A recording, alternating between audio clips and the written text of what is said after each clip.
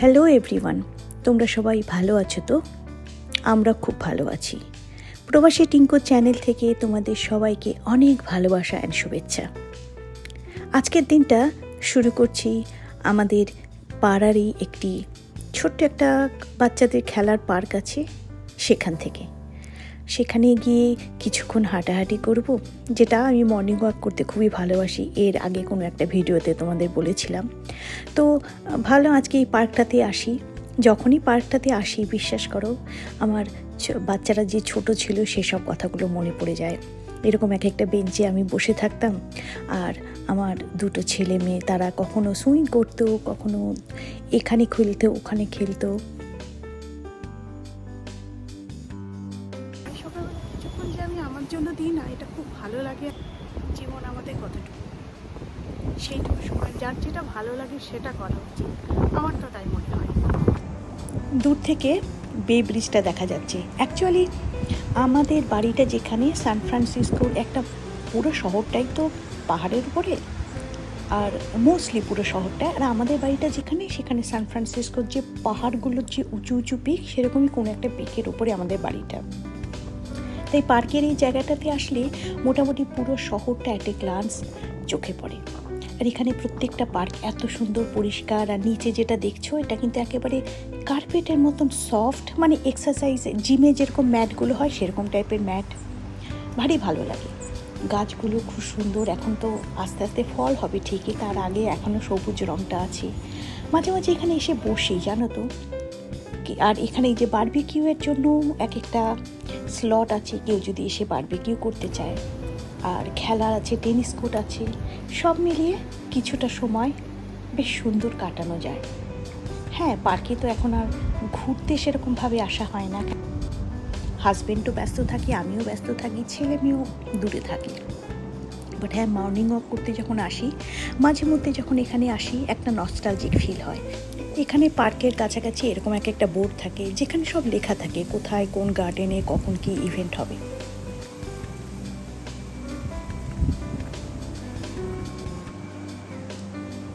আমাদের এখানে এখনও মানে শীতটা আস্তে আস্তে আসবে। নভেম্বরের মাঝামাঝি থেকে সান ফ্রান্সিসকোতে অ্যাকচুয়াল শীত পড়বে, বাট লাকিলি আমাদের এখানে কোনো বরফ পড়ে না। আমরা যেখানে থাকি সেটা একটা বিশাল বড় প্লাস পয়েন্ট। কিন্তু হাওয়া তো প্রচণ্ড আছে, স্পেশালি সান ফ্রান্সিসকোটা যেহেতু একটা কোস্টাল সাইড। হ্যালোউইন মিটে গিয়েছে, কিন্তু কোনো কোনো বাড়িতে এখনও দেখছি হ্যালোউইনের ডেকোরেশন দিব্যি রয়ে গেছে। আর এখানকার বাড়িগুলো এত বেশি কালারফুল হয় না, মনে হয় যেন আমরা ডিজনিল্যান্ডে কোথাও পৌঁছে গিয়েছি। আস্তে আস্তে যে ফল আসছে বোঝাই যাচ্ছে। মাটিতে দেখতে পাচ্ছ সব শুকনো পাতা ঝরে পড়েছে। এরপরে আস্তে আস্তে গাছের পাতাও ঝরে পড়বে, গাছগুলো একেবারে শুকনো শুধু ডাল হয়ে থাকবে। সারাদিনের কাজ, ব্যস্ততা, রান্না, কাজে যাওয়া, সব কিছুর মাঝখানে এই সকালটা আমার কাছে খুব লোভনীয় হয়। যার জন্য সারা শরীর কভার করে, টুপি পরে, জ্যাকেট পরে হলেও আমার যেন মনে হয় সকালবেলা ওই ওয়াকে আসবো, কিছুক্ষণ রাস্তাঘাটে হাঁটবো, কিছুক্ষণ লোকজনকে দেখবো, কিছুক্ষণ নিজের জন্য কিছুটা সময় কাটাবো, তারপরে অনেকটা রিফ্রেশ হয়ে যাওয়া যায়। অ্যাটলিস্ট আমার তো তাই মনে হয়। অনেকটা রিফ্রেশ হয়ে, চার্জড আপ হয়ে তারপরে আমি আমার দিন স্টার্ট করি। বাড়ির বাইরে এখন যে শুধু গাছগুলোই রয়েছে, ফুল তো আস্তে আস্তে ঝরে যাবে, বিকজ উইন্টার আসতে শুরু করেছে। মানে গাছের মধ্যে সেই যে ডিফারেন্ট ধরনের ফুলের বাহার, সেগুলো আর থাকে না। আর মিউনিসিপ্যালিটি থেকে লোক অলরেডি চলে এসেছে, যে দেখেছো সব ড্রাই পাতাগুলোকে ক্লিন করবার জন্য। এখন এগুলোই মোস্টলি দেখা যাবে, যেহেতু রাস্তায় আনাচে কানাচে ড্রাই পাতা ভরে থাকে। আদারওয়াইজ সকালবেলাটা কিছুক্ষণ আগে যে বললাম, একদম নিস্তব্ধ থাকে, কোনো আওয়াজ নেই, কিচ্ছু নেই, শুধু তুমি তোমার সাথে হেঁটে চলেছ। ভারী চমৎকার লাগে। কিছুক্ষণ সময় যেন তুমি তোমার জন্য রেখেছো, কিছুক্ষণ সময় তুমি নিজেকে দিয়েছো। আর এটা যেন একটা মেডিটেশন হয়ে যায়, বিশ্বাস করো। যার জন্য জিমে গিয়ে ট্রেডমিলে হাঁটার পরিবর্তে আমি না রাস্তায় হাঁটাটা খুব প্রেফার করি। দিনে একবার হলো সকাল সকাল, স্পেশালি যখন একটু সূর্যের আলো আসে, শহরটা যেন গোল্ডেন হয়ে যায়। তুমি এক একটা ফুল দেখছো, এক একটা জিনিসকে তুমি উপভোগ করছো, হাওয়া বাতাসটা গায়ে লাগছে, সেই সাথে সাথে তুমি হাঁটছো। মানে চতুর্দিক থেকে মনেরও একটা খোরাক হয়, শরীরেরও বেনিফিট হয়। তবে আর কটা দিন পরে হয়তো এরকমভাবে আর বাইরে হাঁটা হবে না, তোমাদেরকেও এরকমভাবে বাইরে রাস্তাঘাট দেখাতে পারবো না। কারণ কি বলো তো, তখন ঠান্ডাটা যে অনেক বেশি পড়ে যাবে, বৃষ্টিও হবে। বাট ঠিক আছে, অন্যান্য গল্পগুজব করব। বাট যতদিন সুযোগ আছে, ওয়েদারটা ঠিক আছে, ততদিন একটু হাঁটাচলা করি, ততদিন তোমাদেরকেও সাথে নিয়ে চলি। এটা আমারই একটি নেবারহুডের কিছুটা ঝলক তোমাদের সাথে শেয়ার করছি। আর এই যে অরেঞ্জ কালারটা দেখছো, এটা একটা টয়লেট। তার মানে ভেতরে বাড়িতে কোনো কনস্ট্রাকশন হচ্ছে, তাহলে কনস্ট্রাকশন লেবারদের জন্য এরকম একটা পোর্টেবল টয়লেট নিয়ে আসা হয়। ডগ যাতে কারোর বাগানে এসে শুশু বা পটি না করে, সেজন্য এরকমভাবে বোর্ড লিখে রাখে, বাট ভারী সুন্দর করে, যে ডিয়ার ডগ, তোমাকে ভালোবাসি, কিন্তু প্লিজ আমার গার্ডেনে কিছু করো না, এরকমভাবেই সুন্দর করে একটা নোট লেখা থাকে। বেসিক্যালি ডগ ওনারের জন্যেই, বাট এখানে ডগদের যারা রাখে তারা খুব সেন্সিটিভ হয়। তোমরা যদি কুকুরদের, তাদের পোষা কুকুরদের বা বেড়ালদের খুব ভালোভাবে ট্রিট না করো, তারা খুব দুঃখ পায়। মানে একেবারে সন্তানের মতন করে তারা ভালোবাসে তাদের ডগকে বা বেড়ালকে। সেই জন্য সকাল হলেই দেখবে, যেরকম করে আমি হাঁটছি, কোনো একদিন হয়তো দেখবে আমার ভিডিওতে কত মানুষরা তাদের কুকুরকে নিয়ে, বেড়ালকে নিয়ে সকালে মর্নিং ওয়াক করতে যায়।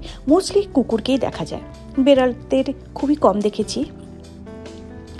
আর সকালবেলা এমনিতে সবচেয়ে আরেকটা ভালো কি জানো বলো তো, যে ক্যাফেটেরিয়াগুলো যে খুলে যায়, রাস্তায় হাঁটতে হাঁটতে ভেতর থেকে তোমার সমস্ত কফির গন্ধ, চতুর্দিকে ঠান্ডা হাওয়া, তো সব মিলিয়ে একটা খুব অ্যাপিলিং এনভায়রনমেন্ট আমার যেন মনে হয়।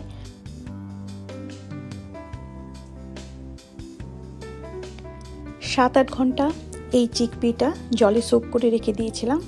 এখন এটাকে প্রেশার কুকারে সেদ্ধ করে নেব। আর প্রেশার কুকারে যখন সেদ্ধ করব, তখন সেই সময় ভেতরে একটু চা পাতাও দিয়ে দিয়েছিলাম, যাতে কি না রঙটা গাঢ় হয়। সেদ্ধ হয়ে গিয়েছে।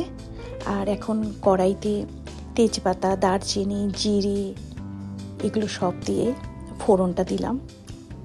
ফোড়নটা দিয়ে, এটা আমরা বেশ মাঝে মধ্যেই করি। আর অনেকটা পেঁয়াজ দিয়েছি। পেঁয়াজটা ভাজা ভাজা হওয়ার জন্য একটু ওয়েট করছি।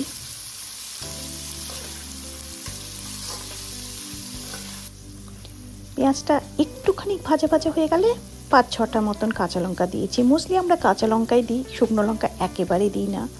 দিয়ে আর একটু ভাজা ভাজা করে নিলাম। তার মধ্যে ফ্রেশ জিঞ্জার, ফ্রেশ গার্লিকও দিয়েছিলাম। আর এখন তেজপাতা, দারচিনি ওগুলোকে বের করে রেখে শুধু ভাজছি। টমেটোটা একটু অ্যাড করে দিলাম, অনেকটা টমেটো দিয়েছিলাম। টমেটো মানে বেশ, দেখতেই পাচ্ছ পুরো যেন ডেকচিটা ভরে গিয়েছে।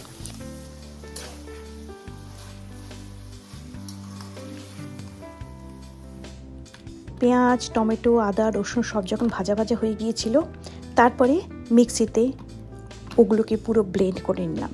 তাতে কি হয় জানো তো, আমি কাঁচা অবস্থাতে ব্লেন্ড না করে একটু ভেজেই তারপরে যদি ব্লেন্ড করি, ওই কাঁচা কাঁচা গন্ধটা একদম থাকে না, রান্নার টেস্টটাও যেন খুব ভালো হয়ে যায়। আমি সেটাই চেষ্টা করি। তারপরে কড়াইতে ওই পেস্টটা ঢেলে তারপরে সব মশলাগুলো দেব এখন। আর তাতে রান্নাটাও খুব তাড়াতাড়ি হয়ে যায়। হলুদ, জিরে, ধনে, লবণ। আর আমি যে বললাম, আমি লঙ্কার গুঁড়ো একদম দিই না, বিকজ কাঁচা লঙ্কাটা দিই, তাতেই আমাদের অনেকটা টেস্ট হয়ে যায়। অনেকক্ষণ করার পরে তারপরে সেদ্ধ চিকপিটা আমি মশলার মধ্যে দিয়ে ভালো করে নাড়িয়ে, ধরে নাও আরও মিনিট 10 ভালো করে নাড়ালাম, যাতে মশলাটা আর একটু কষে যায়। ব্যাস, আউটকামটা হচ্ছে এটা। খেতে কিন্তু চমৎকার লাগে। আজ তাহলে এখানেই রাখি বন্ধুরা। খুব তাড়াতাড়ি আবার আরেকটা নতুন ভিডিও নিয়ে আসবো তোমাদের সামনে। Till then, stay happy, stay healthy and stay positive. Love you all.